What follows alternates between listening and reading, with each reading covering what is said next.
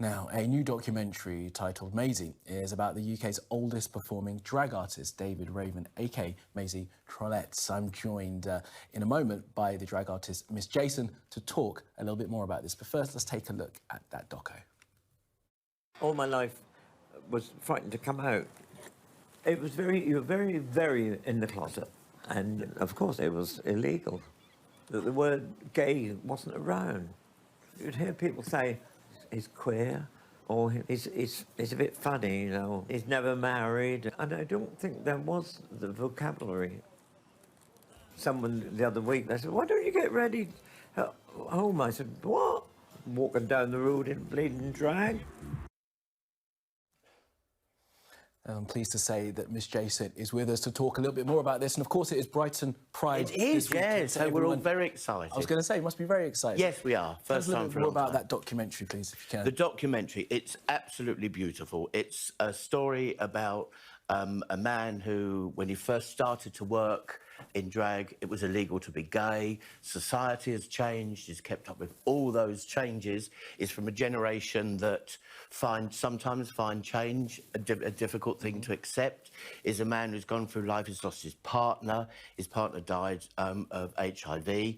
But it was through a bad blood transfusion. So he's had to live and experience the prejudice that comes with losing someone with HIV.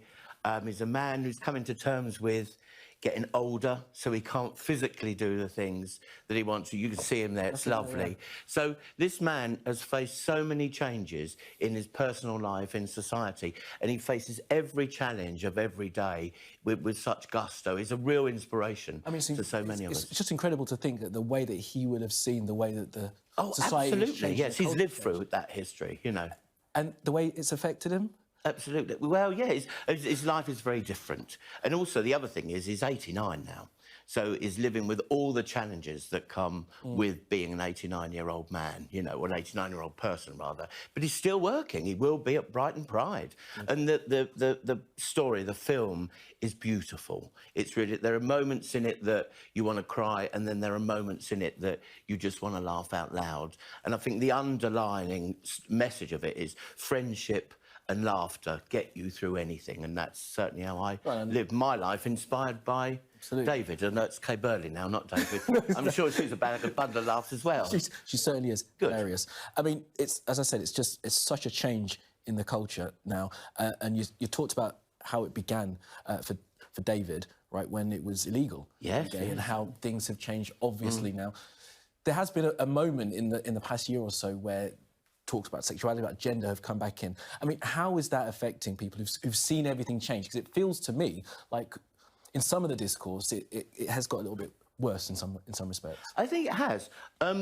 There's still a lot of prejudice about, you know, and the worst thing is we hear a lot of rhetoric about equality, and I think that people, well, everyone all around the world, but certainly people in my community are now a little bit sick to death of lip service. What we need is someone that's going to follow through and actually deliver. You know, I feel totally disenfranchised by the representation that we have in this country, and I'm sick to death of all politicians using equal rights and equality, trans rights, as a political football and a banner to wave, as opposed to actually doing something about it. I wanted to ask you about that. I mean, it's such a sensitive subject, and I don't want to, like, delve into too much. No, of course, we're here to talk about the film, obviously. No, but it's the thing that people will be interested in talking about. I mean, you don't feel like you're getting any of the support from any of the political parties for your community at all. And what would you like to hear being said? What we need is someone that's going to represent us positively, and someone that's not just going to talk about it. I mean, what's that look like? What it looks like is action on the street. It looks like, what it's got to look like is people not being afraid to live their lives the way they were born to be, and not being afraid to live their lives the way they want to live them. You know, equality isn't a privilege, it's a right. Everybody's, as long as what you do in your life is open, honest, fair, legal, and you don't harm anyone else, you've got as much right to live your life the way you want to as anybody else. And it's about time that changes.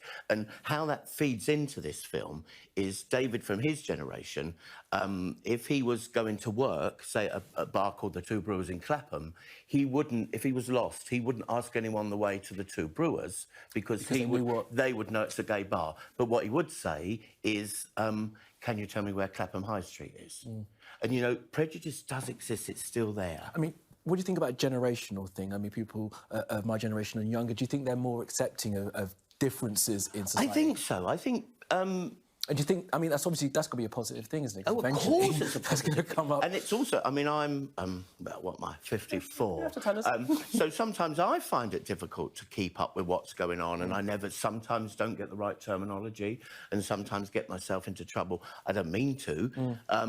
But and you're in the community and you find it difficult to find the right absolutely, Dee. The trouble I get into, I mean, I'm an old bird, but I always try and listen to what the young people are saying, because it's the young people that come along and support us, and the young people are our future. They're taking our community and indeed our genre of entertainment on. It's the next step. So we've all got to be in tune. But young people, there is a change within society, but the parliamentarians need to keep up with that change. The change that's happening, it's us. We're doing it. We need proper leadership, and we need someone that's really going to engage with our community. Well, just funny, then let's talk a little about that. We've got the debate coming. Have you heard anything from these two who are standing to be our next Prime Minister?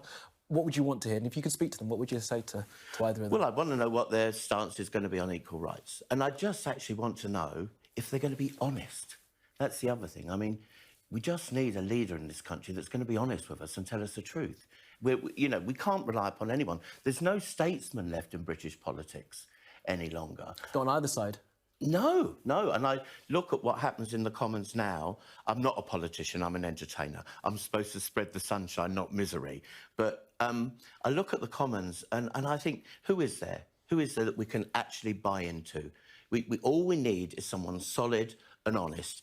Personality politics is what's got us in to this trouble in the first place. We want someone bog standard that's going to say, right, folks, this is the problem. There's this amount of money. You need to spend this much money. Decent job too. Absolutely, a bit of housekeeping. Jason, I'm going to have to stop it there. Look, have a great Pride. Really love your talk to you this morning. I really Thank you so much. I didn't talk enough about Maisie the film. No, we did, but we will, and it's on our website, so people will be able to pick it up. Thank you very much. Cheers. Lovely to be here. Nice to meet you too. All right, let's just tell you really quickly about one of the tweets that people are talking about the most. It's this one, my conversation with David Davis earlier.